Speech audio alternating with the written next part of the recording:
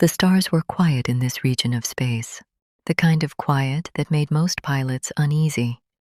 Captain Aaron Hale floated inside the narrow cockpit of his damaged scout ship, hands steady on the controls, even as warning lights blinked around him. The ship was not dying, not really. It was only pretending to be. Aaron had learned long ago that sometimes survival meant looking broken, enough that others underestimated you. The engines were powered down on purpose. The hull breach along the starboard side was real, but sealed life support hummed at minimum.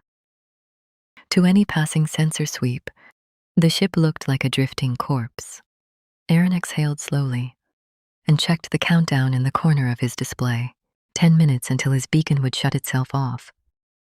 10 minutes until the automated drones he had released earlier finished mapping the alien patrol routes in the system.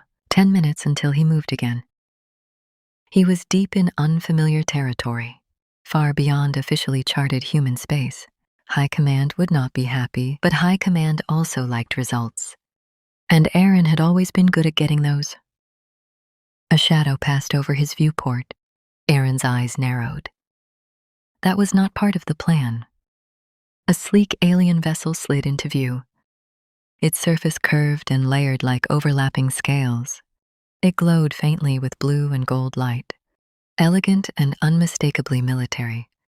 Energy signatures flared careful and controlled. Whoever they were, they knew what they were doing well. Aaron muttered to himself, so much for quiet. A tight beam of light scanned his ship. From nose to tail, his systems registered the intrusion, but did nothing to stop it. He let the ship remain silent, helpless exactly as it looked inside the alien vessel. Commander Siriel of the Vithari fleet studied the scan results with focused intensity. The small craft before her was unlike anything she had seen up close before Angular Rough. Scarred human-made, according to the database that flickered to life beside her. Life signs, she asked. Yes, Commander.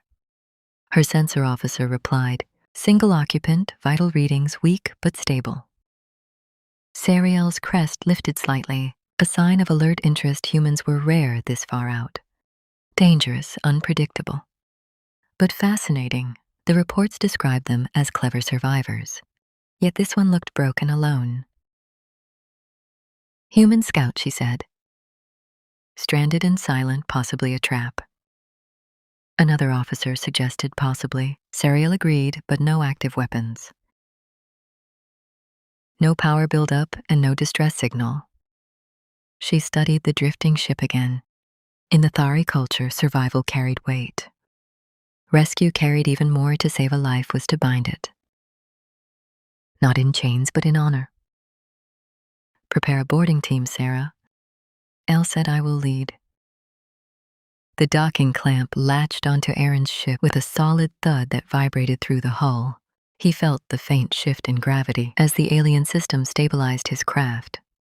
Guess I'm not invisible today, he whispered. He powered down his internal displays and floated still.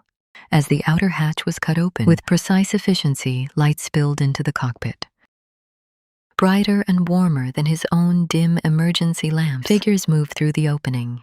Tall, armored shapes with smooth helmets and glowing markings. At their center was one figure without a helmet, her features sharp and symmetrical. Skin a deep shade of violet blue, eyes bright gold. She moved with confidence, like someone used to command. Sariel stepped closer, her gaze settling on the human. Floating inside the cockpit, he looked smaller than she expected, restrained by his seat harness. Dark hair damp with sweat, face pale from low gravity and recycled air. Alive, though very much alive human. She said, her voice translated into clear, neutral tones. You are safe now. Aaron forced himself to let his head tilt. Weakly toward her, he loosened his grip on the controls and allowed his shoulders to slump. Safe, he echoed softly, as if the word itself took effort. Sariel felt a strange tightening in her chest. The scans had not lied. He had been close to death alone. Silent, proud enough not to beg. You were drifting without power. She continued, "Why did you not signal for aid?" Aaron hesitated just long enough to sell the lie. "Beacon damaged," he said. "Didn't think anyone would come." It was not entirely false. The beacon was damaged by him. Sariel nodded slowly among the Vethari. Endurance without complaint was respected. She reached out and released the human's harness, careful and gentle. Her hands were strong, steady. "We will bring you aboard our ship," she said. "Your life is preserved by my command." Aaron let himself drift slightly toward her, just enough that she had to catch him. Her grip tightened, instantly protective. "Thank you," he said quietly. The boarding team exchanged glances. A life debt had just been formed, whether the human understood it or not. They moved him through the docking passage and into the alien vessel. The air was cleaner, warmer. Gravity returned smoothly. Aaron's boots touched the deck, and he swayed on purpose just a little. Soraya supported him without hesitation. "You should rest," she said. "Medical care will be provided." "I'll manage," Aaron replied. "Just need a minute." She studied him again, closer now. He was wounded, yes, but not broken in the way she had first thought. There was alertness behind his eyes, a quiet awareness. Still, a rescued life was a rescued life. As they entered the med bay, Soraya spoke formally, her voice carrying across the room. "I am Commander Soraya of the Vithari fleet," she said. "By my hand, you are saved from death in the void." Medical officers moved quickly, scanning Aaron, applying patches, sealing minor injuries. He let them work, keeping his expression calm and tired. "I'm Aaron," he said. "Scout Pilot, Human Exploration Corps." Sariel inclined her head. "Aaron of humanity. By our laws, you now carry a debt of honor." Aaron blinked a what. "A life debt," she said. "Simply, you will repay it in accordance with our customs." Something in her tone made his instincts flare. He kept his face neutral. "I appreciate the rescue," he said carefully, "but I didn't realize." "You did not need to," Sariel replied. "The bond exists regardless of intent." Around them, the crew watched with open curiosity. Humans were rare. Human life steps even rarer. Aaron felt a flicker of amusement under the concern. This was unexpected, complicated. "Interesting. What does repayment involve?" he asked. Sariel's golden eyes met his without hesitation. "In time you will learn. Tonight you will recover. Tomorrow we will speak." She turned to leave, then paused. "Do not fear the death human. It is an honor." Aaron watched her go. Mind already racing, his drones were still out there. His mission was not finished. And now he was aboard an alien warship, claimed by a commander who believed she had saved him. He smiled faintly to himself. "Yeah," he murmured. This just got a lot more complicated. Far from the quiet stars outside, something new had begun, not a rescue, but a misunderstanding that would change far more than either of them expected. The medical bay lights dimmed as the cycle shifted to rest mode. Aaron lay on the narrow bed, hands folded on his chest, eyes half closed. His breathing was steady, calm to anyone watching. He looked like a man recovering from a near-death experience. Inside his mind, he was wide awake. He listened to the ship, every vessel had a rhythm, a sound pattern in the walls, a subtle hum in the deck plates. This one was smooth and controlled, military grade with layers of systems, talking to each other in ways Aaron did not yet understand. He counted the seconds between the deeper vibrations, mapping the power flow. Old habit. Useful habit. A soft step approached. Commander Soraya entered the medbay alone this time. She had removed her armor and wore a simpler uniform, dark fabric marked with silver lines along the shoulders. Without the plating, she seemed less imposing, but no less confident. Her posture remained straight, her movements precise. She stopped beside Aaron's bed and studied him. The medical readings hovered above him in faint light. Stable, improving. "You heal quickly," she said. Aaron opened his eyes and turned his head slightly toward her. "I've been told that before." She considered this. Human resilience is well documented. "Still, your condition, when we found you, suggested extended exposure to danger." "Occupational hazard," Aaron replied. "Scouting isn't exactly safe." Sarah nodded, "And yet you were alone." "Usually am." That answer lingered between them. She moved closer, folding her hands behind her back. "You did not ask further about the debt." Aaron gave a small shrug, didn't want to seem ungrateful. "You misunderstand," she said. "Among my people, clarity is respect, all right?" Aaron said, "Then I'd like clarity." Sariel inclined her head slightly. "You were saved by my decision. By our customs, a rescued life. Must acknowledge that act. The debt ensures balance between us." "And balance means," he prompted. "For now," she said.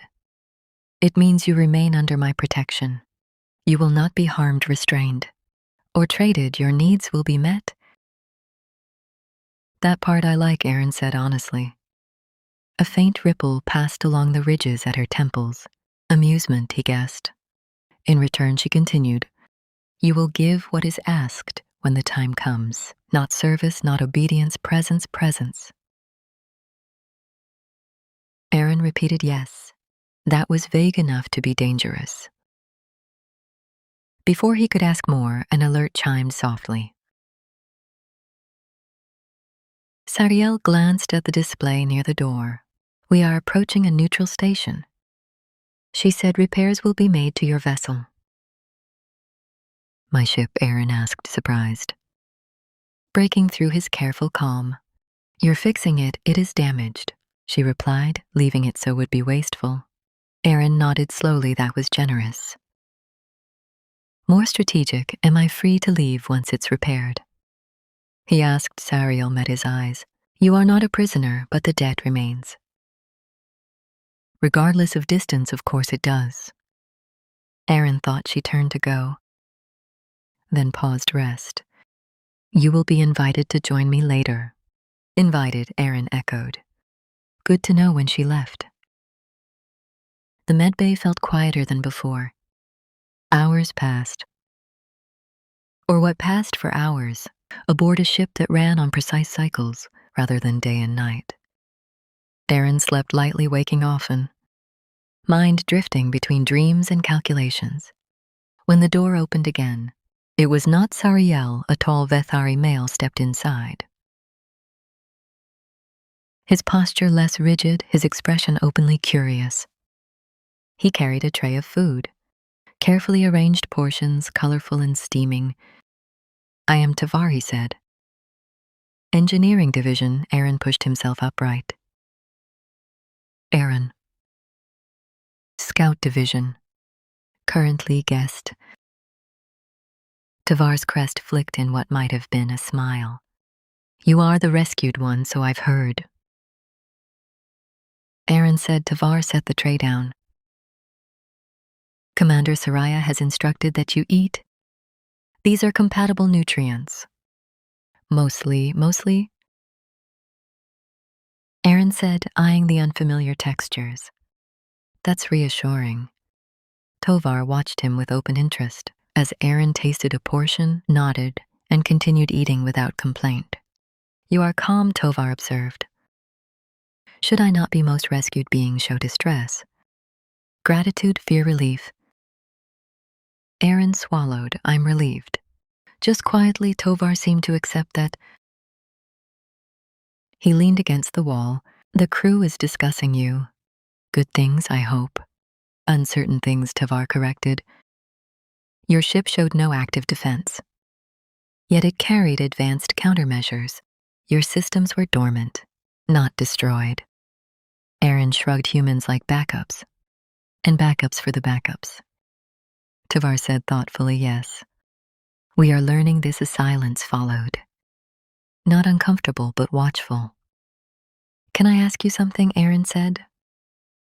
Tavar tilted his head. You may.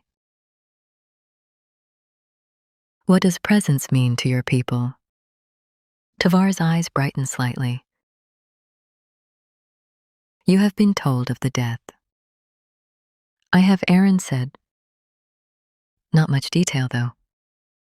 That is because it is not transactional. Tavar explained presence is shared. Time without deception, a night cycle of honesty words. Silence understanding. Aaron relaxed a fraction. So talking yes, with intent that was better than whatever his imagination had supplied. And it's mandatory, Aaron asked. When the rescuer calls for it. Tavar said yes. Aaron nodded slowly. Got it later.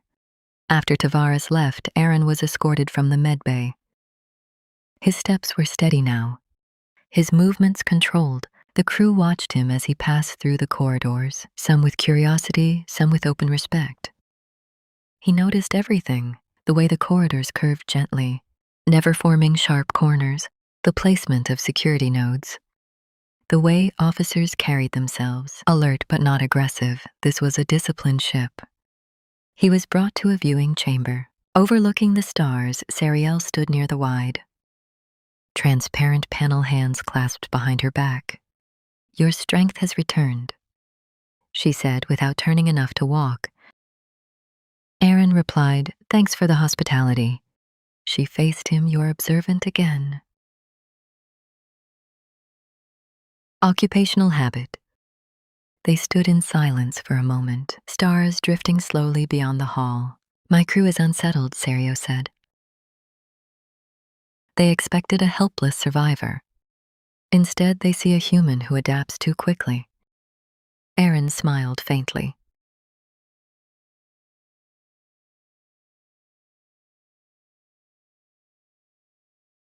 We don't do helpless very well. No, she agreed. You do not? She studied him more closely now. When we found you, your ship was quiet, but not empty of intention. Aaron met her gaze evenly. You're saying I don't look like someone who gave up. I am saying, Soraya replied, that I may have interrupted, something that was closer to the truth than she knew. I won't insult you by lying, Aaron said carefully.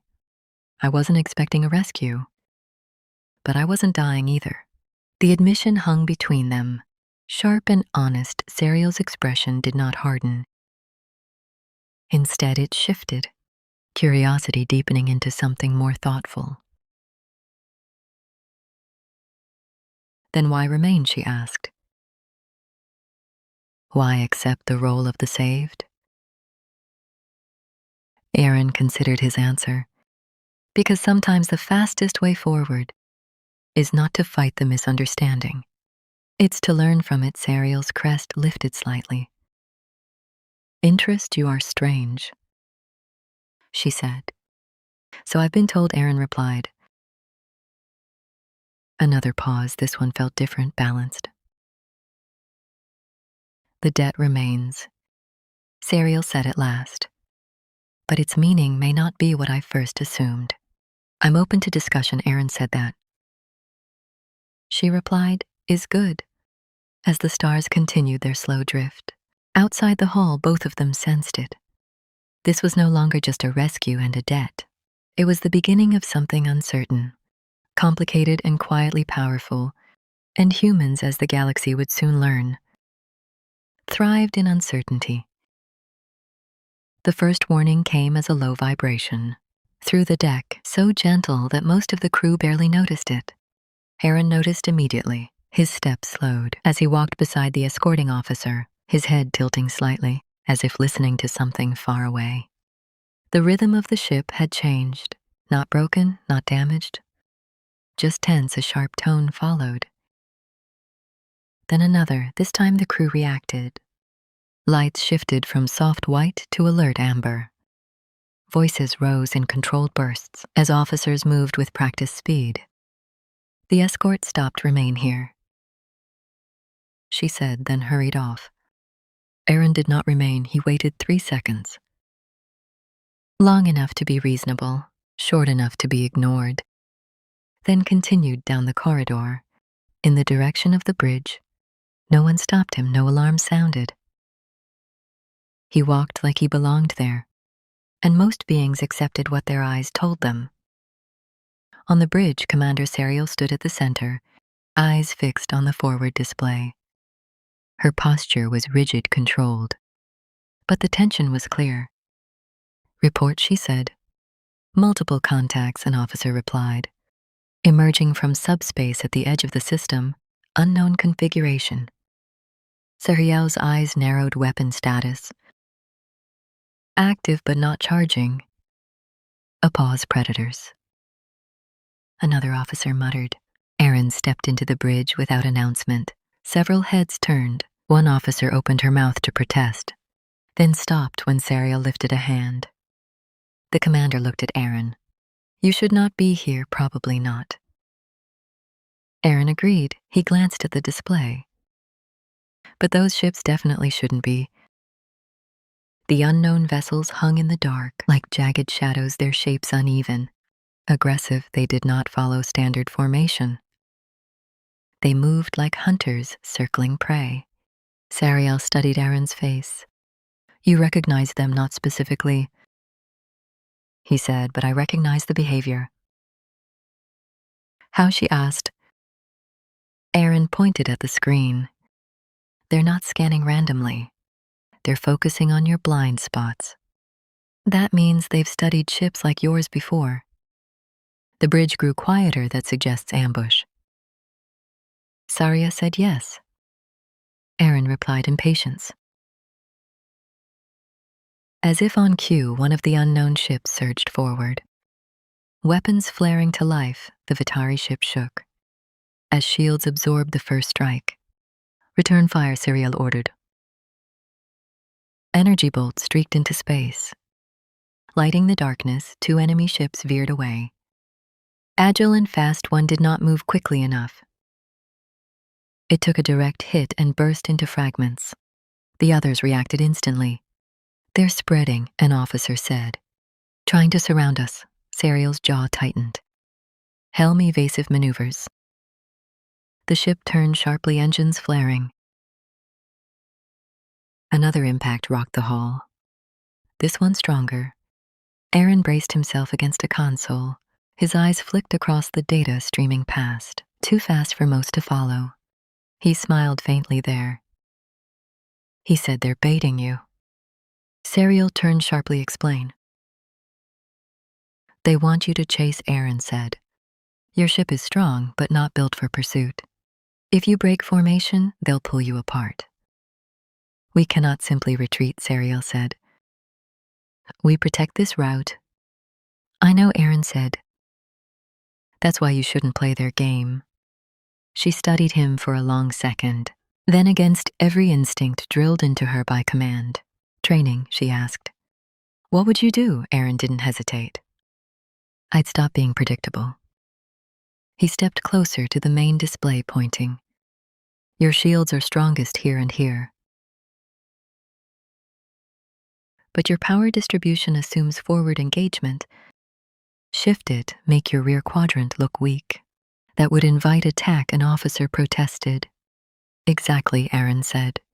They'll take the bait. Saria considered the idea risky. Unorthodox human. Do it, she said finally. The crew moved quickly, rerouting power. The ship's rear shield signature dimmed, just enough to look vulnerable. The enemy ships reacted instantly, surging toward the apparent weakness. No, Aaron said. Saria didn't ask release countermeasures. Rotate the ship. The Vithari vessel spun on its axis, far faster than the attackers expected. Hidden emitters flared to life. A wave of energy rippled outward. Not a weapon, but a disruption field. The enemy ships stumbled, their formations breaking apart. Fire. Sariel commanded. This time, the Vithari weapons struck true. 2 more hostile ships were destroyed. The remaining vessels hesitated, then retreated, slipping back into the dark. Silence fell over the bridge. Slowly, the alert lights dimmed. Sarah exhaled and turned to Aaron.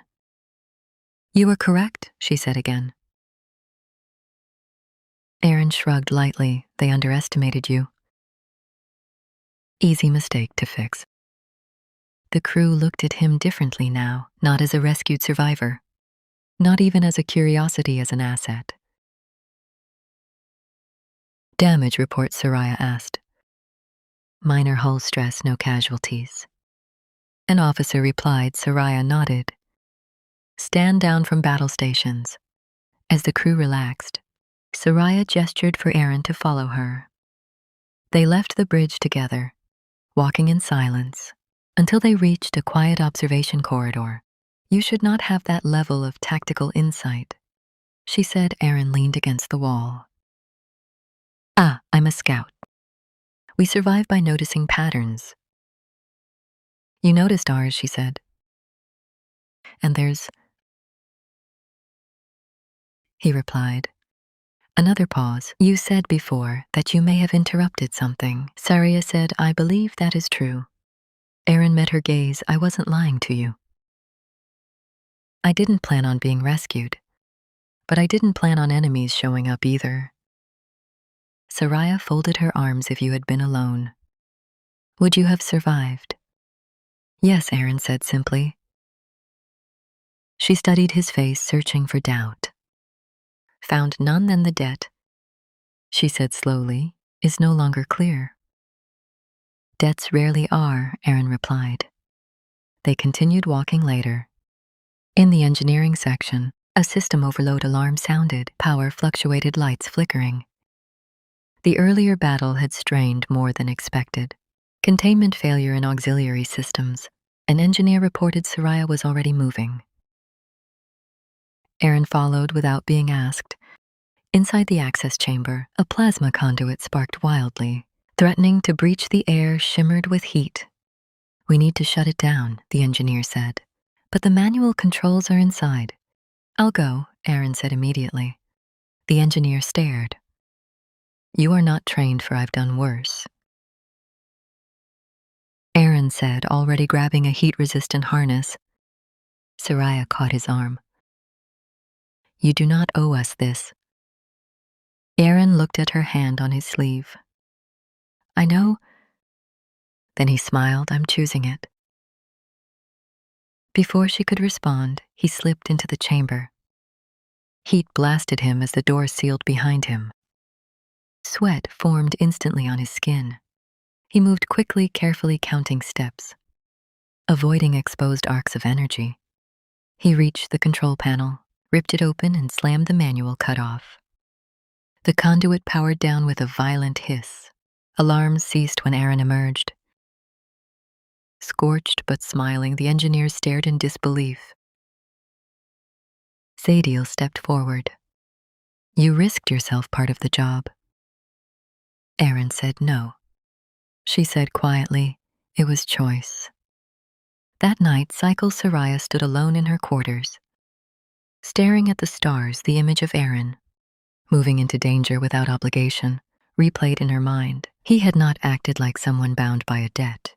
He had acted like someone who decided where he stood. When she summoned him later, it was not as rescuer to rescued. It was as commander to equal. And for the first time since she had found his drifting ship, Saria wondered not what the human owed her, but what her people might owe humanity. The ship had returned to its steady rhythm, but something had changed within it. The crew moved with the same discipline as before, yet their glances toward Aaron carried a new weight. Not suspicion, not curiosity, recognition. Aaron felt it as he walked the corridors. No escort followed him now. No one told him where he could or could not go. Doors opened when he approached. Crew members greeted him with small nods, subtle gestures of respect. He did not let it go to his head. Instead, he focused on waiting. The summons came during the ship's low activity cycle. A soft chime echoed in his temporary quarters, followed by Serial's voice through the translator. Come to my quarters. No command tone, no formal title. Just an invitation. Aaron stood for a moment after the message ended, considering this was it then. The moment the debt would be named, the moment presence would be claimed. He straightened his jacket, more out of habit than concern, and stepped into the corridor. Serial's quarters were larger than most, but not extravagant clean lines. Minimal decoration.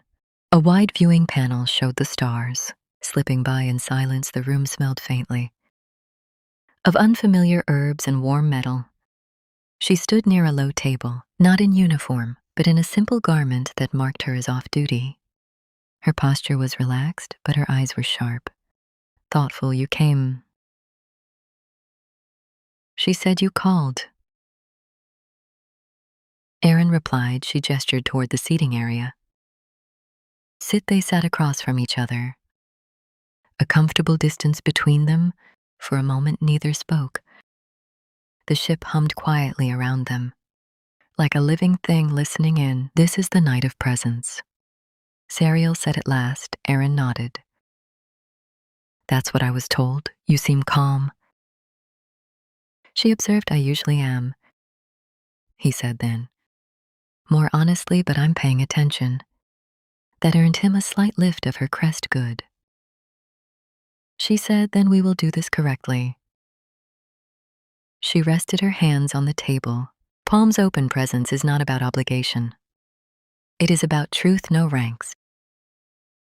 No rules, only what is spoken and what is not. Aaron leaned back slightly, so no pretending, none. She agreed. Silence returned. Deeper this time, not awkward, intentional. You are not dying, Serial said. No. Aaron replied, you allowed us to believe you were yes. Why? Aaron considered his answer carefully. Because I didn't know you, and because sometimes being underestimated keeps you alive. Serial nodded slowly. You are honest. Usually, he said. When it matters, she studied him. You could have left after your ship was repaired. I could have. Aaron agreed. But you stayed. Yes, why? He met her gaze. Because I was curious. About us, she asked. Or about me? Aaron smiled faintly. Both. That answer made her pause. You challenge our assumptions. Serial said. You act without being bound. You risk yourself without demand. You refuse ownership that's human. Aaron said simply, we don't belong to debts. We choose our connections. Serial absorbed this in silence. In my culture, she said slowly, a rescuer holds responsibility. Authority, the one saved, must acknowledge that power. And how do you feel about that now? Aaron asked. She looked away toward the stars. Uncertain. The admission was quiet but heavy. When I found you, she continued, I believed I was strong and you were weak. That I held your life in my hands. And now, Aaron prompted gently. And now, she said, turning back to him, I see that you are never helpless. Only patient. Aaron did not deny it. That unsettles you, he said. Yes. She replied, and it excites me. He raised an eyebrow. That's honest as promised. She said. Another silence followed. This one felt warmer. You saved us today. Serial said. In battle. In engineering, without being asked. I didn't save you, Aaron replied. I helped. You would have managed, perhaps. She said, but not without loss. She leaned forward slightly. By our laws, that creates imbalance. Aaron frowned. Meaning, she said, That if debts exist, then I owe you as well. Aaron laughed softly. Careful that way lies a very complicated system. Her lips curved just a little. I am beginning to understand why your kind confuses the galaxy. They talked then about worlds. About travel, about the strange habits of humans, and the rigid customs of the Vithari. Aaron spoke of long missions, quiet stars, and the strange comfort of being alone. Without being lonely, Sariel spoke of command, of expectations placed on her since youth, of the weight of making decisions that cost lives. They did not touch. They did not need to time passed unnoticed. Eventually, Sariel stood and moved toward the viewing panel. Aaron joined her, standing beside, not behind her, the death. She said, watching the stars. No longer feels correct. Aaron folded his arms loosely. You don't have to decide anything tonight. I do, she said. That is part of presence. She turned to face him fully. I release you from obligation. Sorry, Ella said clearly publicly. I will say the debt has been fulfilled. Aaron blinked, surprised. Just like that, no. She said, not just like that. Because what replaces it is choice. Choice, Aaron repeated, yes. She said you may stay or leave. Speak or remain silent. Help or walk away, and what do you choose? He asked. She held his gaze. I choose to know you without chains. A slow smile spread across Aaron's face. I can work with that. A soft chime sounded from the wall panel, signaling the end of the night cycle. Soraya exhaled, as if releasing something she had carried too long. This night, she said, was not what I expected, me neither. Aaron said, and yet, she added, it feels right. They stood there a moment longer, two figures from different worlds, sharing the same quiet space. When Aaron turned to leave, Soraya spoke again. Aaron, he paused. Yes. When you depart, she said, know this, you were never owned here. He nodded, I know. As the door closed behind him, Sario remained by the stars, aware that something fundamental had shifted, not just between her and one human, but between her people and an idea they had never fully understood. That strength did not always come from command. Sometimes it came from choosing to stand together freely. The repairs to Aaron's ship were finished. During the next cycle, it rested in the hangar bay, clean and whole again, its hull plates sealed, its engines humming with quiet readiness. It looked less like a drifting wreck now, and more like what it truly was, a scout built to go where others could not. Aaron stood beside it, hands resting lightly on the cool metal. He felt a familiar pull, the call of open space and unfinished paths. Leaving was what he did best. Behind him, the hangar door slid open. Sariel entered alone. She stopped a few steps away, giving him space. There was no armor, no symbols of command, only her presence, strong calm. Watchful, so. She said, this is farewell. For now, Aaron replied. Humans rarely mean goodbye. The last time she studied the ship. You will return to danger always, he said.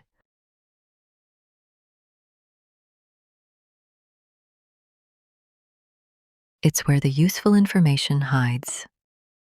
A faint smile touched her face. Of course.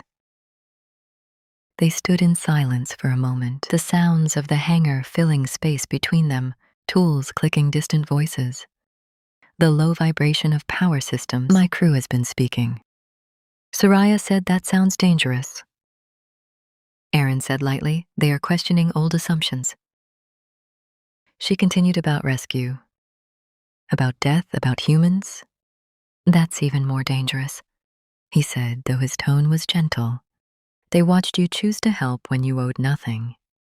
Soraya said they watched you leave power on the table. when you could have claimed it? Aaron shrugged. I don't like owning people. You make that very clear, she said. And in doing so, you have changed something. She stepped closer, lowering her voice. The Vithari have long believed strength flows downward. From commander to crew, from rescuer to rescued. And now Aaron asked. And now she said, we have seen strength move sideways. That caught his attention.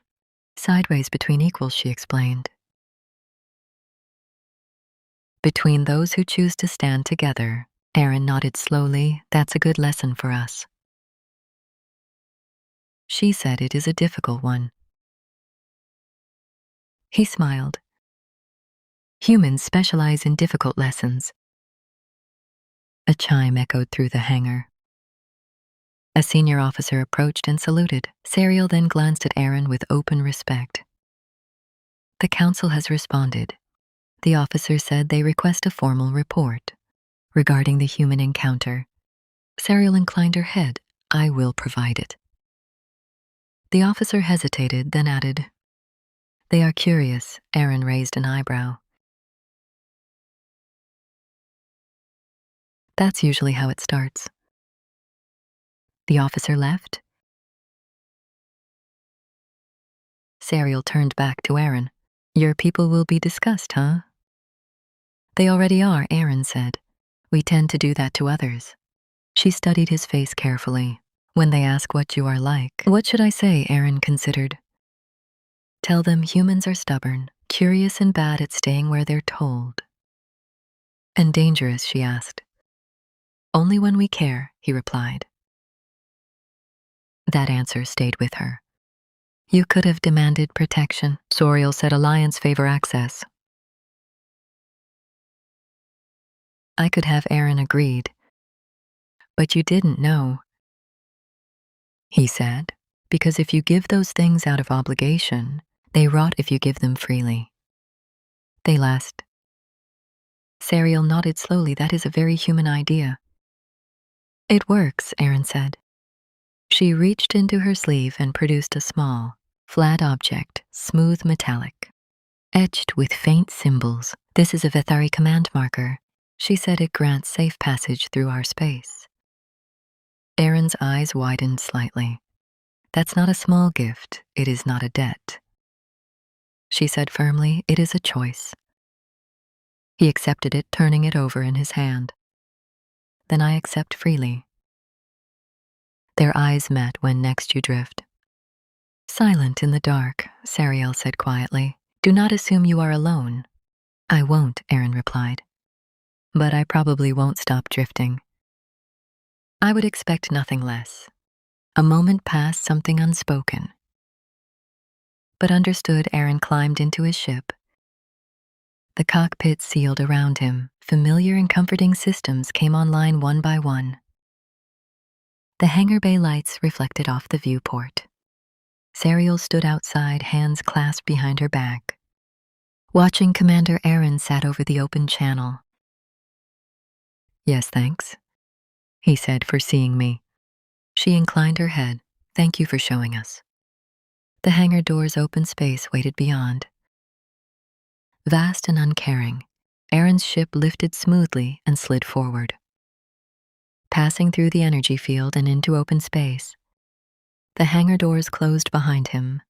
On the bridge, Serial watched the human vessel vanish into the stars.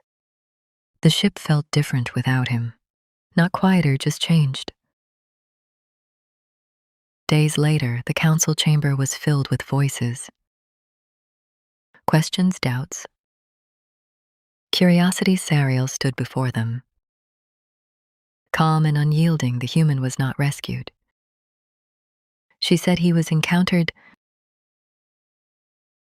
Murmurs spread. He did not submit. She continued. He did not demand. He chose, and what does that mean? One counselor asked. It means, Soraya replied, that humans cannot be measured by our customs. They do not trade in obligation. They trade in decision. Is that not dangerous? Another asked. Yes, she said for those who try to own them. Silence followed far away. Aaron's ship slipped through empty space. He released a new set of drones, collecting data mapping routes, listening to signals not meant to be heard. One of those signals caught his attention. The Thari encryption, he smiled. Looks like curiosity works both ways. He murmured. He sent a short burst in response. Not a demand, not a claim. An invitation in the months that followed. Stories spread of a human who drifted into danger and walked out on his own terms. Of a Vethari commander who released a debt and gained something stronger.